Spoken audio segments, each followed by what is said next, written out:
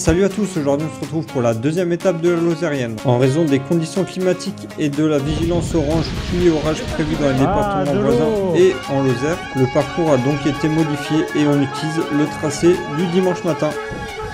On va donc affronter aujourd'hui 54 km et 1000 mètres de dénivelé dans l'Aubrac et plus particulièrement autour de Peyre-en-Aubrac.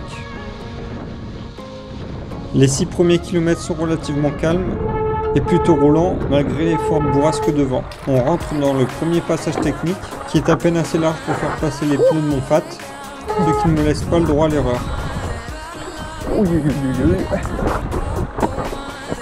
Au passage d'une roche petite touchette et là ça finit par terre. Pour ensuite enchaîner sur le mur de Jabol et ses 1,3 km à 7% de moyenne. Sachant qu'au 7e kilomètre, première crevaison, et donc petit arrêt au stand avec au moins 15 minutes, on finit par être les derniers, la lanterne rouge, au point que les deux vélos suiveurs nous rattrapent.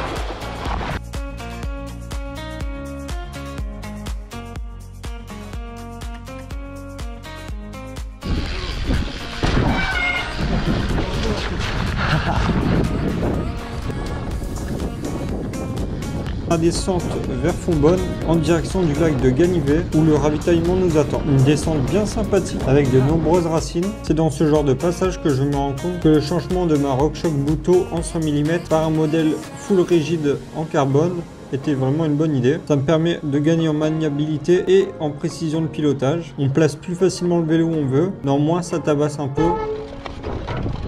Aïe aïe aïe, c'était quoi ça? La petite surprise avec un franchissement de rivière, de quoi venir se mouiller à peine 200 mètres de l'arche du premier évito. Les pieds dans l'eau? À droite, il y a trop d'eau là, voilà. Allez. Bonjour. Hop. Merci bien. Ouf, le ravitaillement a été placé au bon endroit, de quoi nous laisser quelques kilomètres avant la prochaine difficulté. Descente très ludique qui permet de prendre facilement de la vitesse. On entame à ce moment-là une remontada à notre rythme où on rattrape les VTTistes les uns après les autres.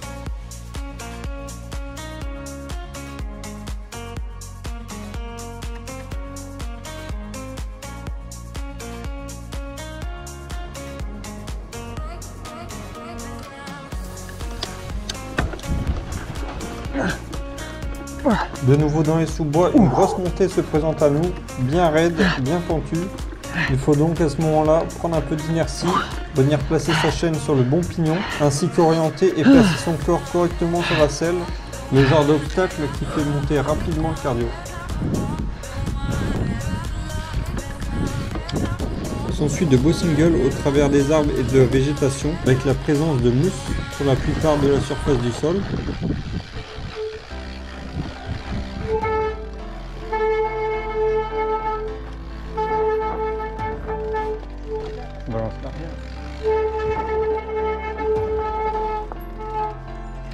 Vas-y Lolo. Non, je suis bloqué là. Non, vas-y, je suis en équipe là, je t'attends. On a même la chance de croiser les stars des environs, les vaches de l'Aubrac. Avec leurs couleurs typiques, elles en imposent d'ailleurs par leur gabarit.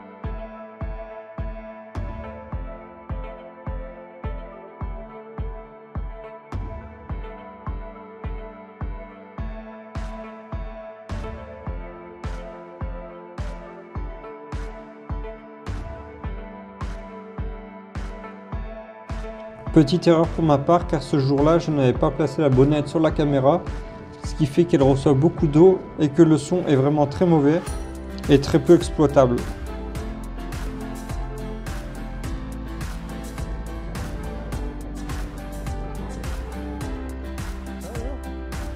Je m'amuse quand même à franchir ces quelques petits passages de ponton et de racines où l'adhérence est plutôt précaire.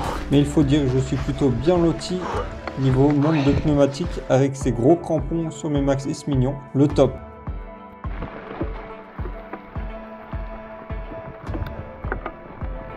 À ce moment-là, on arrive à peu près une quarantaine de kilomètres, le deuxième ravito est proche. La GoPro a tendance à ne pas apprécier les parties sombres, notamment sous bois. Tu m'as fait peur là.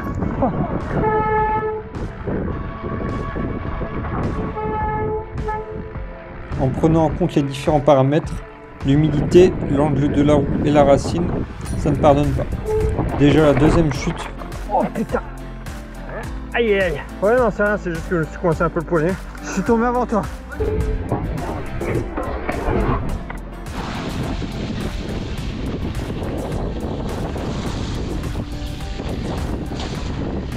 Après un petit passage au stand ou plutôt au ravito, on est reparti. Je reprends pour une petite descente. Si je sais le baisser.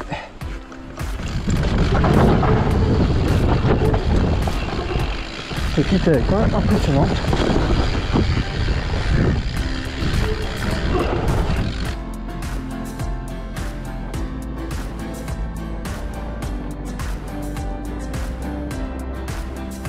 À défaut de pouvoir m'amuser dans le dénivelé positif, la forme du jour n'étant pas au beau fixe, je me fais donc plaisir dans ce genre de single boisé, alternant des petits passages pentus et quelques virages. Oh putain, dans la boue. Non, je suis tombé dans la boue. Aïe. La sortie du jour se termine sur des chemins bien larges. On termine donc cette journée sur nos 54 km et nos 1000 mètres de dénivelé, comme prévu. Repos en fin d'après-midi avant d'entamer la journée suivante.